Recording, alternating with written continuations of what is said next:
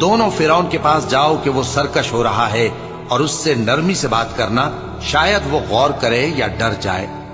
دونوں کہنے لگے کہ اے ہمارے پروردگار، ہمیں خوف ہے کہ وہ ہم پر زیادتی کرنے لگے یا زیادہ سرکش ہو جائے۔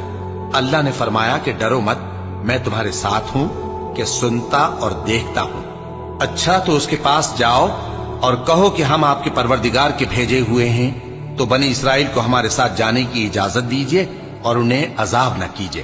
ہم آپ کے پاس آپ کے پروردگار کی طرف سے نشانی لے کر آئے ہیں، اور جو ہدایت کی بات مانے اس کو سلامتی ہو۔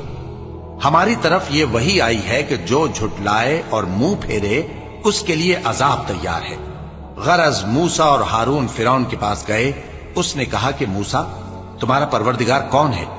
کہا کہ ہمارا پروردگار وہ ہے جس نے ہر چیز کو اس کی شکل و صورت بخشی، پھر راہ دکھائی۔ کہا تو پہلی قوموں کا کیا حال ہوا؟